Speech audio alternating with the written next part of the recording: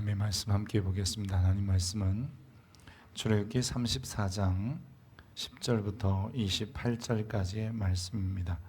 구약성경 135면 혹은 134면에 있는 출애굽기 34장 10절부터 28절의 말씀입니다. 이 계시의 말씀을 읽을 때 하나님의 음성이 여러분 심령 속에 들려지길 원합니다.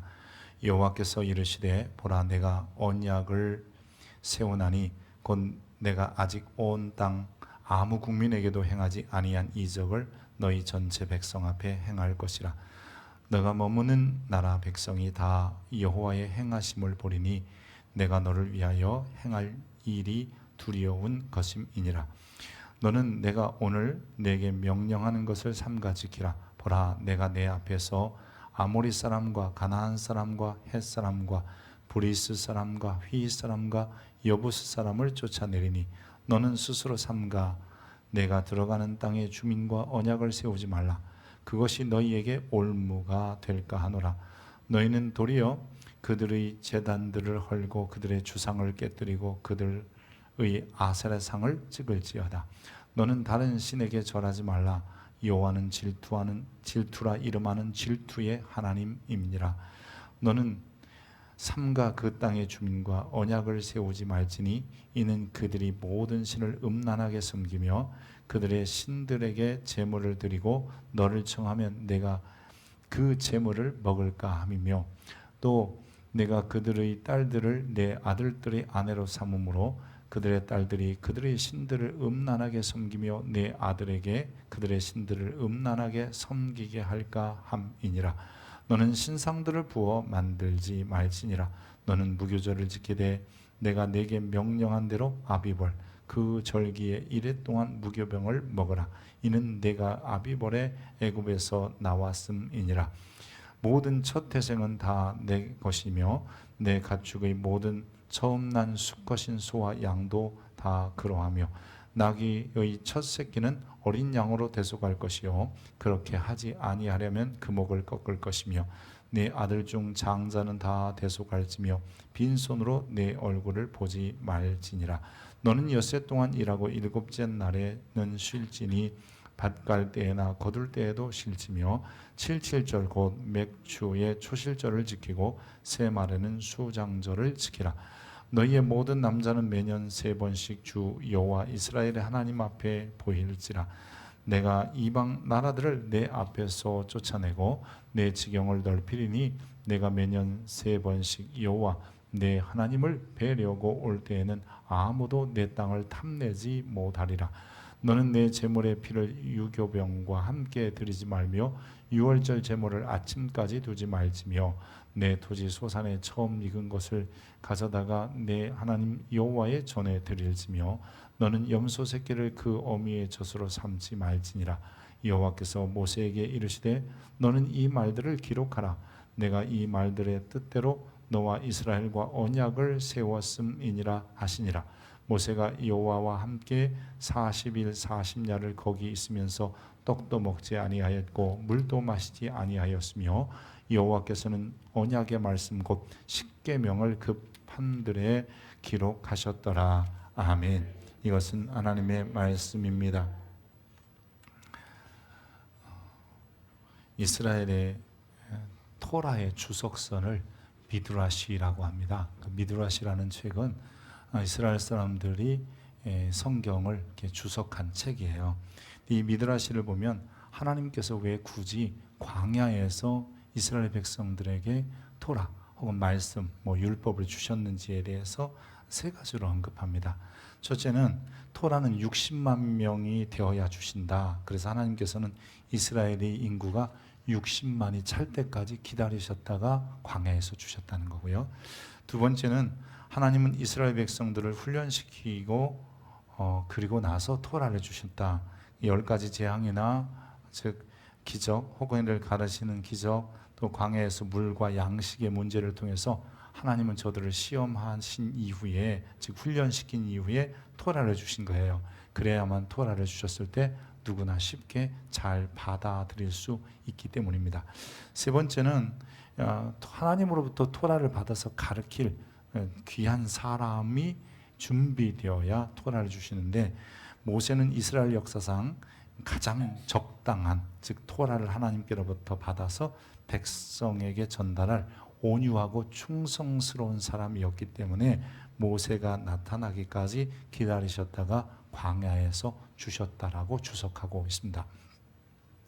하나님은 가장 적절한 때에 하나님의 백성들에게 말씀을 주시고 그 말씀을 성취해 가시는 것이며, 또한 하나님의 백성들은 그 말씀을 받을 때 아멘 하며 순종하며 따라 살 의무가 있음을 기억해야 합니다. 여러분, 율법 중에 가장 중요한 게 무엇일까요? 그렇게 얘기한다면 하나님을 섬기는 것, 즉 적극적인 면에 있어서는 하나님을 예배하는 것이고, 소극적인 면에 있어서는 우상을 만들지 않는 게 율법의 토라 중에 가장 우선이 되고 큰 것이기도 합니다. 그렇게 하나님을 섬기고 우상을 만들지 않기 위해서 목숨을 내거는 것, 즉 하나님은 목숨을 다하여 사랑하는 거잖아요. 이런 사랑을 가지고 율법을 지켜야 되는 것이 언약 백성에게 요구되는 삶이기도 합니다. 하나님께서 60만이 차기까지 기다리셨다가 그들을 여러 가지 기적을 경험하고, 그리고 그 가운데 하나님이 그들을 시험하신 후에 시내산 밑에서 위대한 종 모세를 통해서 하나님이 율법을 주시면서 너희는 이 율법을 준행할 거냐 말 거냐 선택하게 하시고, 그 선택을 통해서 언약 백성을 삼으시게 되는 겁니다. 여러분, 언약이라고 하는 것은 이제 하나님은 하나님으로서의 역할을 하시는 거고, 우리 백성은 백성들의 역할을 하는 거예요. 그래서 하나님은 우리를 지키시고 보호하시고 인도하시는 분일 뿐만 아니라 그 백성들이 언약 가운데 살 때에 은혜도 주시고 복도 주시는 거, 또 긍휼도 더해 주십니다. 우리는 언약 백성으로서 하나님께서 우리에게 주신 명령을 준행하고 지키며 살아가야 되는 거지요. 어쨌든 하나님께서 모세에게 그들을 언약 백성 삼으실 때 이런 거 지키겠느냐, 특별히 모법인 10계명을 비롯한 그 계명들을 지키겠느냐라고 말했을 때 백성들이 언약하겠다라는 의미로 이렇게 고백합니다. 모세가 와서 여호와의 모든 말씀과 그의 모든 율례를 백성에게 전하매 그들이 한 소리로 응답하여 이르되, 같이 합니다. 여호와께서 말씀하신 모든 것을 우리가 준행하리이다. 분명히 백성들이 내가 너희에게 준 계명령 율례 법도 다 지키겠냐? 백성들이 한 소리로 다 지키겠습니다, 다 준행하겠습니다 라고 말했던 것이죠. 사실 우리가 하나님의 백성이 되었다라는 것은 언약 가운데 놓였다는 것인데, 이렇게 언약 가운데 놓였다는 것은 예수 믿고 천국까지 구원받았으면 됐어 라는 의미도 있지만, 그 안에는 하나님께서 주신 말씀들을 내가 다 지키겠습니다, 준행하겠습니다 라고 하는 고백이 담겨져 있는 겁니다. 하나님은 그들의 백성 혹은 그분의 자녀들인 우리에게 그저 앞길의 형통함과 평탄함만 주시겠다고 약속한 것이 아니라, 나를 예배하고 사는 너희는 내 말대로 따라 살아야 한다라고 말씀하셨다는 거죠. 그래서 우리가 그 말씀에 준행하여 우리도 다 지키겠습니다, 우리도 구원받은 자녀입니다, 그 속에 나는 그 말씀대로 살겠습니다의 서원이 있었던 것이에요. 어쨌든 이런 이스라엘 백성들이 다 준행하겠습니다라고 고백하는 것을 통해서 마치 조상들 아브라함이나 이삭이나 야곱 같은 사람들이 하나님의 언약 안에 백성이 된 것처럼, 이스라엘 백성들도 이 시내산 밑에서 하나님의 언약 안에 백성으로 서게 된 것입니다. 모세가 총 8번의 시내산에 등정하는 것 중에 6번째 등정에서 사실 2돌판을 받아와요. 그리고 이 돌판을 깨뜨린 이후에 다시 8번째 마지막 등정할 때에 2돌판을 다시 받게 됩니다. 근데 이 6번째 모세가 올라갔을 때 40일 동안 소식이 없는 거예요. 근데 저들이 알기로 이 시내산 꼭대기에는 먹을 것도 없고 마실 물도 없을 텐데 어떻게 40일을 견뎠을까 생각하다가 결국 죽었을 거다라는 생각에 그들은 하나님과의 언약을 잊어요. 여러분, 모두에도 말씀드린 것처럼 언약의 가장 중심이 되고 제일 되는 것은 하나님을 예배하고 우상을 만들지 말라는 거잖아요. 근데 저들이 산 아래에서 금송아지를 만든 사건이 발생하면서 그 금송아지를 만들어 놓고 지금까지 인도한 신이었고 앞으로 우리를 인도할 신이라고 이야기하는 거예요. 모세는 지금 40일 동안 하나님의 영광 가운데 있으면서 계명들을 받고 특별히 하나님이 친히 써주신 두 돌판까지 받은 상황이었어요.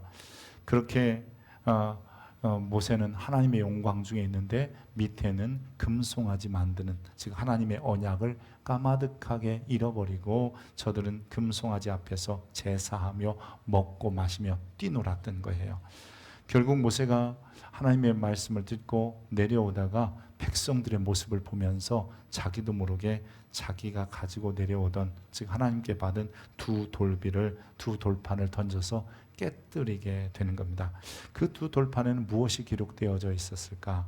출애기 31장에는 그 증거판의 둘에는 하나님께서 친히 쓰신 어떤 내용이 있었을 것이다 라고 이야기하고, 신명기 10장 4절에 모세가 이야기를 하면서 뭐라 그러냐면, 여호와께서 그 총회 날에 산 위 불 가운데 너희에게 이르신 십계명을 처음과 같이 그 판에 쓰시고 그것을 내게 주시고로 라고 했다면, 처음 판에도 십계명이, 두 번째 다시 받은 계명도 이 돌판에도 십계명이 쓰여져 있다라는 것을 알 수 있습니다.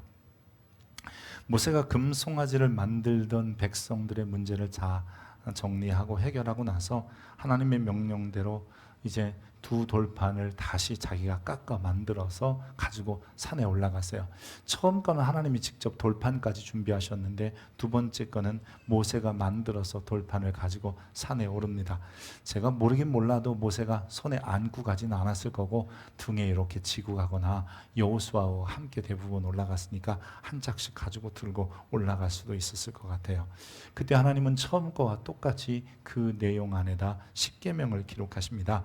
34장 28절에 보면 모세가 여호와와 함께 40일 40야를 거기 있으면서 떡도 먹지 아니하고 물도 마시지 아니하였으며 여호와께서는 언약의 말씀 곧 십계명을 그 판들에 기록하셨더라. 십계명은 늘 모법, 어머니 법이라고 그랬고 그 이후에 나오는 법들을 우리는 자법, 그래서 아들법들이라고 이야기를 합니다.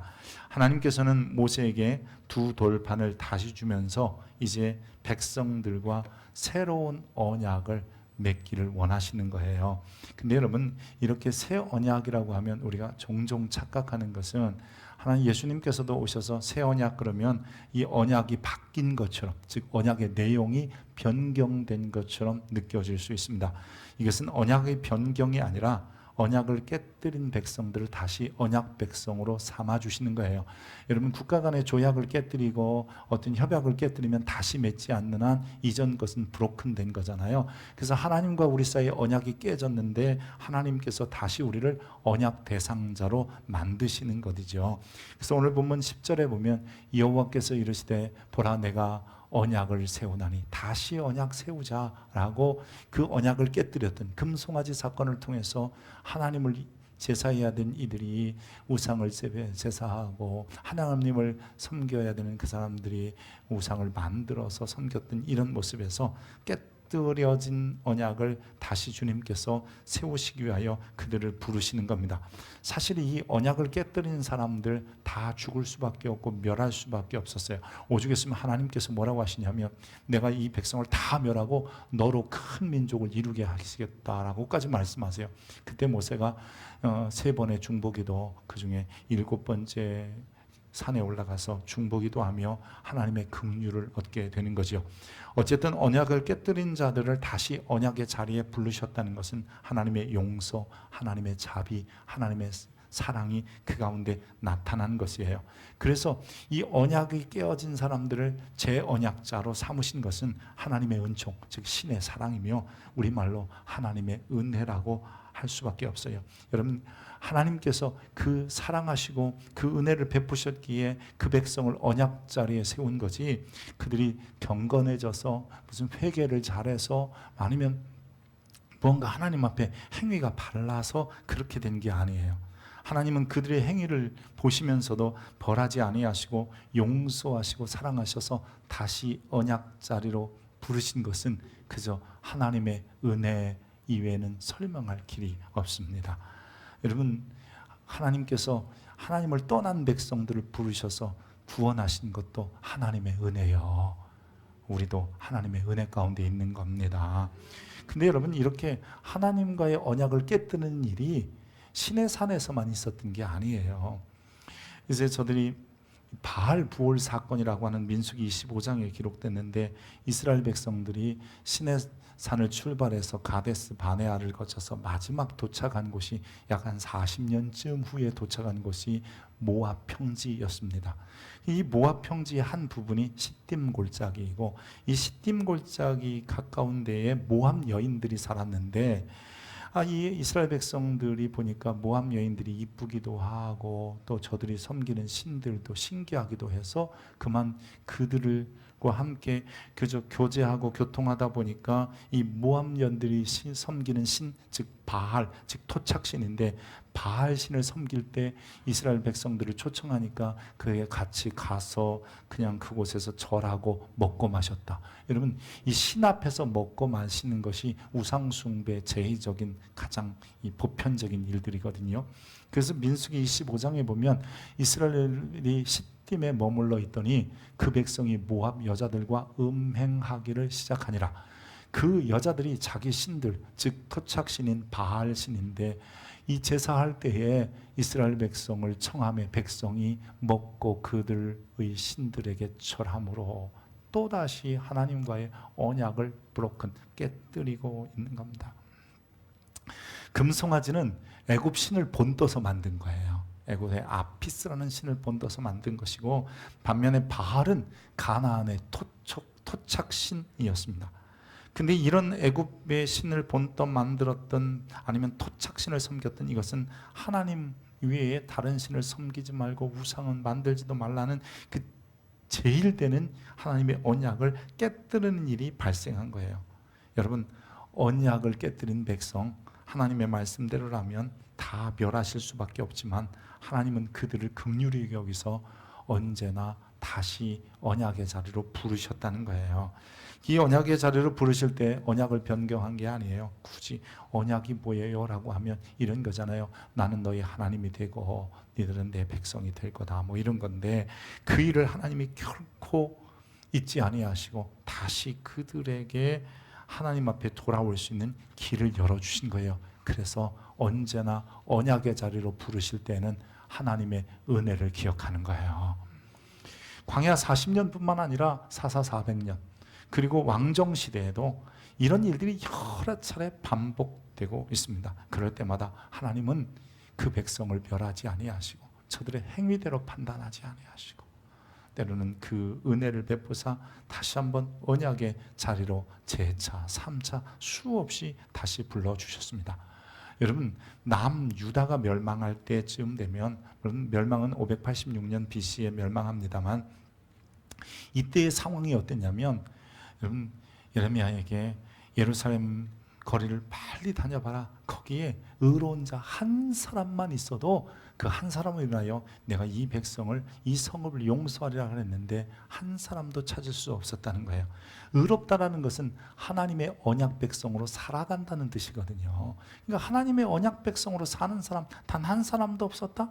그렇다면 최소한 여러분, 이 남유다의 멸망 직전의 상황을 보면 선택된 하나님의 백성들마저도 하나님을 떠나고 우상 숭배의 전적으로 빠져 있다면, 그때는 의인은 없나니 하나도 없는 상태이고 다 모든 사람이 죄를 범한 것이며 누구도 하나님의 영광에 이를 수 없는 상황이었습니다. 마치 예수님이 오실 때가 그랬던 거예요. 그래서 의인은 없나니 하나도 없으며 깨닫는 자도 없고 하나님을 찾는 사람도 없고 모든 사람이 죄를 범하였으며 하나님의 영광에 이르지 못하더라. 여러분, 이 여기서 말하는 모든 사람이 죄를 범했다는 것은 하나님과의 언약을 깨뜨렸다, 그리고 하나님은 알지도 못하는 사람들이다, 하나님 앞에 즉 마음에 드는 의인된 사람이 하나도 없다라고 하시는 거예요. 그러나 하나님은 여러분 언제나 그러셨듯이 언제나 은혜와 그 은총, 하나님의 사랑으로 언약을 깨뜨린 자들을 다시 불러드셨던 것처럼 우리도 다시 불러 은혜 안에 세우기를 원하셨던 거예요. 그래서 하나님께서 예레미야에게 이렇게 말씀하십니다. 언젠가 시간이 지날 거다. 보라, 날이 이르리니 내가 이스라엘 집과 유다 집에 새 언약을 맺으리라. 여기서도 이 새 언약이라는 말이 히브리 말로는 하다샤입니다. 베리트 하다샤, 새 언약인데, 이 하다샤라는 말은 형용사로 new, 신선하다, 새롭다 이런 말이 있고, fresh, 신선하다 이런 의미가 있어요.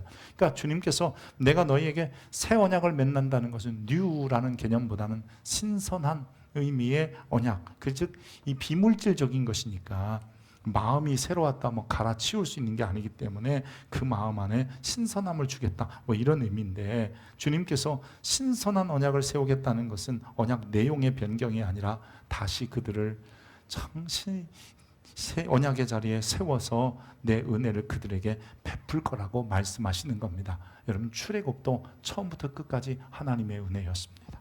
하나님이 찾아가셔서 하나님이 그들을 불러내셔서 그리고 광야를 거쳐 가나안 땅에 들어가게까지 하셨고, 그런 사람들에게 내가 하나님이 될 거니까, 이런 일을 할 거니까 너는 내 백성이 되어서 내가 너희에게 말하는 것을 지켜 살아라. 그 중에 가장 위대한 것은 예배하는 것이며, 그렇게 살면 내가 1000대까지 복을 주겠다고 약속하셨습니다. 하나님과 백성의 언약은 여호와 외에 다른 신을 섬기지 말고 어떤 우상도 만들지 말고 나만 섬겨라. 그게 바로 나와 나 사이의 언약의 중심이다라고 말씀하고 계시는 겁니다. 그럼에도 불구하고 사람은 창조 때부터 하나님을 계속해서 버리고 하나님 없는 삶을 꿈꿔왔습니다. 그래서 그들 눈에 좋아 보이는 그저 금송아지도 만드는 것이며, 이방신 바알이나 아스타롯이나 이런 신들을 섬기게 되는 거예요. 심지어 하나님을 섬기는 의인 하나를 찾아볼 수 없는 세상으로 여러분 결국 만들어졌던 것이에요. 그래도 하나님은 그대로 두지 아니하시고 창조하신 그 피조물들을 다시 하나님이 언약의 자리에 세우기를 원하셨어요. 그래서 하나님의 마지막 카드를 뽑아 들이신 거예요. 그 마지막 카드가 예수 그리스도이십니다. 예수님께서도 자신이 십자가의 죽으심을 새 언약이라고 말씀하셨습니다. 예수님이 마신 새 언약 역시 언약의 내용을 변경한 게 아니에요. 구약이나 신약이나 하나님은 언제나 우리 하나님이 되어주시기 원하고 우리는 그분의 자녀로 살기를 원하시는 거예요. 그래서 하나님께서 이 예수님을 통해서 세우신 새 언약도 결국은 우리 같은 사람마저도, 심지어는 선택된 백성이 아니었던 유대인들에게 볼 때는 우리가 비유대인이고 이방인인데 우리마저도 언약 백성을 삼으시는 여러분 놀라운 기회가 된 거예요. 그래서 저녁 먹은 후에 잔도 그와 같이 하여 이르시되 이 잔은 내 피로 세우는 새 언약이니 곧 너희를 위하여 붓는 것이라 주님이 말씀하시는 겁니다. 첫사람 아담부터 시작해서 선택된 이스라엘 백성까지 다 하나님을 떠나서 우상 숭배에 빠지고 하나님 없는 세상을 꿈꾸고 살았지만, 하나님께서는 마지막으로 모든 사람을, 모든 피조물을 하나님 앞에 다시 불러 백성으로 살 수 있는 기회를 주신 겁니다. 이게 은혜 아니면 무엇으로 설명할 수 있겠습니까? 여러분, 저와 여러분이 구속받고 죄사함 받고 하나님의 자녀가 되고 의인 되고 다 같은 말들인데, 의인 됐다라는 말은 하나님의 언약 백성이 됐다는 말인데, 이렇게 언약 백성이 된 것은 우리의 의나 공로가 아닙니다. 우리가 시험을 보거나 아니면 값으로 산 것도 아닙니다. 오직 주의 은혜로 된 것입니다. 그래서 이 은혜가 큰 거예요. 여러분, 로마서 3장 24절에 보면 그리스도 예수 안에 있는 속량으로 말미암아 하나님의 은혜로 값없이 의롭다 하심을 얻은 자 되었다. 할렐루야. 여러분, 이래서 구원은 은혜인 거예요. 구원은 하나님의 선물이에요. 하나님의 은총으로, 하나님의 사랑으로 주어지는 놀라운 것이에요. 우리가 하나님의 자녀가 되고 오늘도 주님께서 주시는 은혜를 누려야지, 이런 마음을 가질 수 있는 것은 그것 자체가 하나님의 은혜라는 사실을 기억해야 합니다. 여러분, 살다 보면요, 모든 것이 다 주의 은혜라는 것을 깨달을 때가 많아요. 근데 우리 그리스도인들이 종종 이것을 잃어버리면, 내가 하나님과의 언약 백성이라는 사실을 잃어버리는 순간 은혜보다 불평이 나오고요, 원망이 나오고요, 이 세상의 것으로 눈을 돌리고요, 이상한 신앙들이 변절되기도 하는 겁니다. 우리 복음성가 중에 모든 것이 은혜, 은혜, 은혜, 한없는 은혜, 내 삶에 당연한 것 하나도 없었던 것을 모든 것이 은혜였소라는 찬양이 있는데요. 그 생각할 때마다 그래요. 내가 하나님의 자녀된 게 은혜고, 이 자리에 나와 있는 것도 은혜고, 그래서 이렇게 살 수 있는 게 은혜 아니겠어요? 여러분, 그 은혜가 여러분에게 이미 있는 거예요. 그래서 어쩌면 이렇게 주일전에 나와서 예배할 때 우리가 확인해야 되는 게 뭐냐면, 여러분, 다른 게 아니에요. 내가 그분의 은혜 안에 있는 사람이다. 우리는 의롭게 된 자다. 이 의롭게 됐다는 것은 하나님의 은혜 안에 있는 백성이라는 뜻이거든요. 그래서 그 은혜 안에 백성이 되어서 내가 살아야 되겠다 하는 겁니다. 근데 여러분, 모두에도 말씀드린 것처럼 은혜 안에 있다는 말, 즉 언약 백성이 됐다는 말의 전제가 뭐냐면, 하나님은 우리 하나님이 되어주신다는 것이었으며, 우리는 하나님 앞에 뭐라고 고백했냐면, 말씀하신 것을 다 준행하겠습니다라는 고백을 한 거였어요. 여러분, 하나님과 우리 언약 백성이 된 것은 그냥 하나님이 은혜 주셔서 나는 가만히 있어도 천국 가는 거구나, 예수만 믿기만 하면 천국 가는 거나, 이게 아니라는 거예요. 이미 그 고백 속에는 내가 주의 말씀대로 순종하겠습니다라고 하는 그런 우리의 결단과 다짐이 들어져 있었던 거예요. 여러분, 물론 이런 얘기하면 꼭 그러면 행위로 구원받는 거 아니에요. 구원받았기에 그 행동들을 하면서 하나님의 자녀로서 살아가야 된다는 거예요. 그래서 하나님은 그 은혜로 인해 언약 백성 된 그들에게 광야에서 토라 율법 말씀을 주시면서 이 말씀대로 지켜 행하라고 하셨던 거예요. 특별히 이 말씀을 배우고 공부하고 지키며 살기 위해서 저들은 이 공부, 즉 토라 공부를 열심히 했어요. 미드라시에 보면요, 토라를 공부하는 순서가 있더라고요. 어떻게 하냐면, 처음에는 하나님이 모세에게 말씀을 가르쳐 주세요. 그럼 모세가 그것을 배웠잖아요. 그럼 모세가 돌아와서 아론을 불러서 대지상 아론에게 가르쳐요. 그리고 두 번째는요, 아론과 이다말과 엘르아사를 불러서 다시 가르쳐요. 그리고 세 번째는 70인의 장로를 가르쳐요. 그리고 모세가 다시 한번 온 회중에게 다시 말씀을 가르쳐요. 최소한 모세는 4번 가르쳐야 되고요. 듣는 사람들도요, 최소한 4번 이상 듣게 돼요. 왜냐하면 모세가 가르친 다음에는 아론이 백성을 가르쳐, 아론이 가르친 다음에는 이다말과 엘르아살이 가르쳐, 그들이 가르친 다음엔 70인의 장로가 가르치고, 그리고 백성들은 마지막으로 335 모여서 여러분 토라를 토론하면서 어떻게 그것을 지켜야 되는가, 이 말씀이 어떤 말씀인가를 다 이해할 때까지 공부했어요. 여러분, 광야 40년 동안에 저들이 농사 지었습니까? 아니에요. 저들이 고기 낚시하러, 즉 고기 잡으러 낚시질하러 갔습니까? 아니라고요. 아침에는 만나를 하나님이 먹여주셨어요. 저들이 샘을 판 것도 아니고 하나님께서 물길을 내서 물을 허락하셨어요. 그러면 저들이 뭐 했겠어요? 여러분, 저들이 할 일이 있는 거예요. 335 모여서 끊임없이 토라를 공부하고 끊임없이 말씀을 공부하는 거예요. 광야 40년이 결코 진부한 시간이 아니라 늘 계속해서 가르치고 배우는 일이 반복됐던 거예요. 이스라엘 백성들도 처음 말씀을 배웠을 때 여러분 쉽지 않았어요. 왜냐하면 삶을 바꾼다는 거, 지금까지 따라오고 지금까지 하던 그런 생활 패턴을 바꾼다는 거 결코 쉽지 않아요. 왜냐하면 그들은 자기도 모르는 사이에 애굽의 생활 양식이 몸에 배어 있어요. 저들은 앞으로도 수많이 보는 것들에 대해서 또 배워갈 겁니다. 그런데 하나님께서 그들에게 말씀을 주시고 그들을 그렇게 살으라고 하는 것은 하루아침에 그것을 다 바꾸는 것 결코 쉽지 않다는 겁니다. 여러분, 연세가 드시면 드실수록 새로운 걸 배워서 그 새로운 것을 배운 대로 산다는 거 결코 쉽지 않아요. 어느 한 분이 100살이 다 되신 할머니가 굉장히 짜게 드시고 굉장히 맵게 드시는 거예요. 주변 사람들이 다 말릴 거 아니에요. 할머니, 그렇게 짜게 드시면 안 되고 그렇게 맵게 드시면 건강에 안 좋잖아요. 그랬더니 이 할머니가 뭐라고 하신 줄 알아요? 다 듣더니, 맞아, 나에게 수많은 의사들이 짜게 먹지 말고 맵게 먹지 말고 뭐 달게 먹지 말라고 그랬지. 근데 그들 다 죽었어. 말하던 사람 다 죽고 자기만 살았다는 거예요. 어쩌면요, 그게 쉽게 안 바꿔주는 게 우리의 생활 양식, 생활 패턴이에요. 우리의 언어가 쉽게 변하지 않아요. 우리의 마음의 생각이 쉽게 변하지 않아요. 그래서 하나님께서는 최소 4번 가르치고 4번 배워라. 그러면 가르치고 배우기 위해서는 8번씩이나 하는 거예요.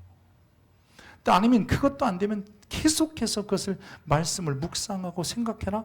이런 그런 과정을 통해서 자기도 모르게 자기 입에 말이 붙어 나오는 거예요. 자기도 모르는 사이에 그냥 상황이 그냥 그렇게 나도 모르게 따라가지는 거예요. 마음의 생각까지 변하게 되는 거예요. 종종 우리가 신약 성경을 읽다 보면 이 제자들이나 이런 사람들이 그 구약을 인용할 때 이게 왜 그 말씀이 아닌데 이렇게 인용했지? 라고 하기도 하고요. 또는 이 구약 성경에 인용한 말을 한두 단어를 바꾸어서 이렇게 변형해서 인용하기도 합니다. 근데요, 여러분 기억해 보셔야 돼요. 제자들이 굳이 구약을 인용하려고 두루마리를 찾아가면서 어디에 있던 말씀을 가져왔겠어요? 그렇지 않아요. 그들이 어릴 때부터 배운 토라나 아니면 그 공부하는 이 케투빔을 공부하고 니브임을 공부하고 즉 타나크를 배우고 살아왔기 때문에 저들 입속에 늘 그런 말들이 있었던 거예요. 그래서 툭 튀어나온 말이에요. 그래서 이 본문 즉 신약에 인용한 그 말이 구약의 그 말과 연관이 굳이 없어도 충분히 가능했던 이유는 이 신약에서 문맥 속에서 그 이야기는 최소한 잘 복음을 설명하고 있는 이야기였기 때문이에요. 그래서 우리가 기억해야 되는 것은 제자들은 그냥 평상시 말투가 그랬던 거예요. 여러분 예수 믿는 사람 안 믿는 사람이요, 식당에 가서 밥 먹다가 옆 테이블에서 들리는 소리를 들어보면 예수 믿는 사람인지 금방 알아요. 다 은혜예요, 은혜. 예수 믿는 사람이 90%. 예수 안 믿는 사람이 은혜요, 은혜요 이런 얘기 안 해요. 믿음으로 참아. 이것도요, 예수 믿는 사람이 하는 거예요. 그냥 참으라고도 하고 이를 악물고 참으라고 그러는데 예수 믿는 사람은 이를 악물고 참으라는 사람이 별로 없어요. 예수 믿는 사람은 그냥 믿음으로 참아. 하나님이 하실 거니까 참아. 이렇게 말해요. 이게 뭐냐면 우리의 언어 습관이고 언어 양식인 거잖아요. 그럼 삶의 양식도 있는 거예요. 옷 입는 양식이 있는 거예요. 여러분 우리는 말하는 것뿐만 아니라 생각하는 것도 달라지게 되는 거예요. 여러분 이런 게 바로 말씀이 배어있는 사람이고 여러분 말씀대로 사는 사람이에요. 여러분 그리스도인들이 옷 입고 다니는 거 보세요. 달라요. 제가 우리 주일학교 아이들에게 가끔 그래요. 그런 옷 입고 오지 마. 막 그래요 제가. 왜냐면 주일날 나와서 예배 드리는데 좀 불편할까 봐서. 그래서 그럴 때도 있는데 여러분 그런 것을 통해서라도 기독교 문화를 자꾸 가르쳐주는 거예요. 그리스도인의 문화요. 여러분 여러분들이 그런 걸 드러내야 되는 거 아니에요? 우리 청년의 수련회가 금요일, 토요일 이렇게 1박 2일로 있었어요. 개회 예배를 시작해서 마지막 강의는 우리 집사님 한 분이 세계관 강의를 하셨어요. 세계관이라는 게 뭐예요? 그냥 세상을 보는 창이거든요. 내가 세상을 어떤 관점으로 보고 어떻게 인식하고 그걸 어떻게 내가 소화해서 또는 그걸 살아낼 것인가, 이런 게 세계관이라는 거예요. 근데 기독교 세계관을 가져야 되는데 지금은 그런 세대가 아닌 것 같아요. 우리는 기독교 세계관을 가져야만 되는 거잖아요. 근데 그 기독교 세계관이 어디로부터 나와요? 말씀으로부터 나오는 거야. 여러분 내가 하나님의 은혜로 구원받았다, 됐어. 그렇지 않아요. 구원받았다는 그 고백 속에 그 은혜가 내게 있다는 그 고백 속에는 뭐냐면 나는 말씀대로 살겠습니다의 고백이 담겨져 있는 거예요. 하나님의 말씀이 우리 속에 있을 때 그 말씀이 살아있어서 역사하게 되는 거예요. 말씀이 내 안에 없으면 그 말씀이 살아 역사하는 것을 경험하지 못하는 거예요. 항상 성경책에 있는 거잖아요. 우리는 이런 얘기하면 또 성경을 줄줄 암송하려고 하고 머릿속에 성경만 담고 다니면, 그러려면 성경책을 가슴에 품고 다니세요. 여러분 그런 뜻이 아니잖아요. 하나님의 말씀이 내 속에 들어와서 나의 삶을 바꾸고 내가 그 성경대로 가치를 갖고 이런 게 중요한 거잖아요. 그래서 그 말씀이 가치가 내 안에 있고 그 말씀의 생각이 내 안에 있으면 우리는 그래서 고난도 쉽게 보지 않는 거예요. 왜냐하면 고난도 뜻이 있겠지. 어려움도 하나님의 계획이 있겠지. 이런 상황 속에서 하나님의 섭리가 나타나겠지. 이렇게 생각하는 것은 이게 바로 기독교인들, 즉 그리스도인들의 할 수 있는 거고, 그게 바로 그리스도인의 가치를 가졌기 때문에 그런 거잖아요. 사랑하는 성도 여러분, 내가 구원받은 하나님의 은혜가 있다면 그래 언약 백성이다. 나는 예수 안에서 하나님과 언약 맺은 사람이어서 하나님이 나를 천국까지 그냥 인도하실 거야. 이런 믿음이 있다면 그 안에 고백한 것을 지키십시오. 나는 말씀대로 살아야 돼. 할렐루야. 하나님은 이 이스라엘 백성들과 언약을 다시 맺으시면서 약속도 하세요. 어떤 약속을 하시냐면, 야, 가나안 족속과 언약하지 마. 그럼 내가 그들 다 쫓아낼 거야. 너희에게 그 땅을 줄 거야. 여러분, 가나안 땅에 들어갈 때 빈 땅이 아니에요. 공허한 땅이 아니에요. 아무도 안 사는 땅이 아니었어요. 7 족속이 여러분 살아 있었고요. 강한 민족이었어요. 그런데도 하나님이 그들에게 언약하지 않으면 내가 쫓아내줄게. 그게 오늘 본문이에요. 다른 신에게 절하지 말고 우상도 만들지 마. 그럼 내가 1000대까지 너에게 복을 줄 거야. 더 나가서 내 하나님 여호와의 절기를 지켜. 1년을 살아가는 삶의 패턴을 안식일로부터 시작해서 한 주간, 혹은 또 무교절로부터 시작해서 수장절의 절기를 계속해서 지켜가봐. 그러면 네 땅을 탐내는 사람이 없도록 하나님이 지켜줄 거야. 여러분, 우리도 하나님의 언약의 백성이 되면 하나님께서 반드시 그렇게 하십니다. 하지만 늘 우리가 기억해야 될 것은 먼저가 무엇인지를 알아야 되는 거예요. 여호수아에게 하나님이 이렇게 말씀하십니다. 이 율법책을 내 입에서 떠나지 말게 하며 주야로 그것을 묵상하여 그 안에 기록된 대로 다스리게 행하라. 그리하면 내 길이 평탄하게 될 것이며 내가 형통하리라. 보통 우리가 이런 말씀을 읽으면요, 우리 눈에 제일 먼저 들어오는 데가 어디냐면 뒷부분이에요. 그리하면. 그 그리하면도 잘 안 들어와요. 그냥 내 길이 평탄하게 될 것이며 내가 형통하리라. 하나님 약속하셨으니까 우리는 반드시 잘 되고 복 주면 복 주신다 하셨으니까 나는 형통하면 형통케 될 거야. 막 그러면서 스스로 아멘해. 근데 주님이 뭐라 하냐면 그리하면 준다는 거잖아요. 그리하면이 뭐예요? 기록된 대로 다 지켜 행하라. 여러분, 언약 백성이라는 건 뭐예요? 언약 백성이라는 것은 하나님과 나와의 언약 관계에 놓여 있다는 거잖아요. 의롭다는 뜻이잖아요. 그 언약 관계에 놓여 있다는 건 뭐예요? 그분이 뭐라고 하시냐면 나는 너희 하나님이 될 거야. 내가 하나님 역할 충분히 할 거다. 너희는 내 백성의 역할을 다 해라라고 하시는 거예요. 백성의 역할 다른 게 아니에요. 그분을 섬기면서 그분을 바라보며 그분이 원하시는 삶들을 영위에 내는 거예요.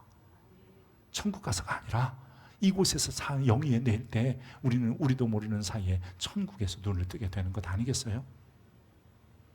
현재적 천국에서 살아가는 사람이 영원한 천국에 들어가는 거잖아요. 사랑하는 성도 여러분, 하나님께서는 우리가 모든 법을 지킬 수 있도록 은혜도 주시고 힘도 주실 거고, 때로 이렇게 성전에 와서 지난 한 주간을 돌아보면서 내가 그 말씀대로 살지 못했습니다. 주님, 이게 언약을 갱신하는 새로운 언약의 자리가 되게 하옵소서. 이래서 주의 전에 나와서 다시 한번 예배하고 점검도 해야 됩니다. 하지만 우리는 잊지 말아야 합니다. 내가 그렇게 살아가야 될 사람임을 말입니다. 그러면서 늘 구원은 은혜입니다. 은혜입니다. 이렇게 고백할 때 하나님은 그를 통해서 위대한 일을 이루십니다. 기도하겠습니다. 고맙고 자비로우신 하나님, 우리가 구원 받은 것을 보면 은혜라고밖에 설명할 수가 없습니다. 다 주님의 은혜입니다. 나 같은 죄인을, 아니 나같이 하나님도 알지 못했던 사람을 구원하시기 위하여 그 아들 예수 그리스도를 세상에 주셨습니다. 그러기에 그분을 통해서 구원받은 것이면 은혜밖에 없습니다. 이제 그 은혜를 아는 자들을 언약 백성 삼으신다 하셨기에 우리도 주여 주의 말씀을 순종하며 살게 하시고 주의 말씀을 따라 사는 자들이 되게 하여 주옵소서. 오늘도 주의 말씀을 가까이 하고 읽고 듣고 묵상하고 암송하고 그 가운데 기록된 것을 지켜 행하는 자들이 되어서 많은 사람들이 우리를 볼 때마다, 특별히 예수 밖의 사람들이 우리를 볼 때마다 하나님의 사람들임을 알게 하시고 우리가 그 모습을 드러낼 수 있도록 은혜를 더하여 주옵소서. 우리 교회 공동체에 속한 모든 성도들, 함께 이 자리에 예배하는 모든 이들이 하나님 주실 그 특권이나 권리만에 관심을 두지 아니하고 하나님이 우리에게 맡겨주신 의무와 책임을 다하는 믿음의 권속들 되게 하여 주옵소서. 그래도 감사합니다. 우리를 구원, 내 백성, 언약의 백성 삼으신 주의 은혜 생각하면 고맙습니다. 예수님 이름으로 기도합니다. 아멘.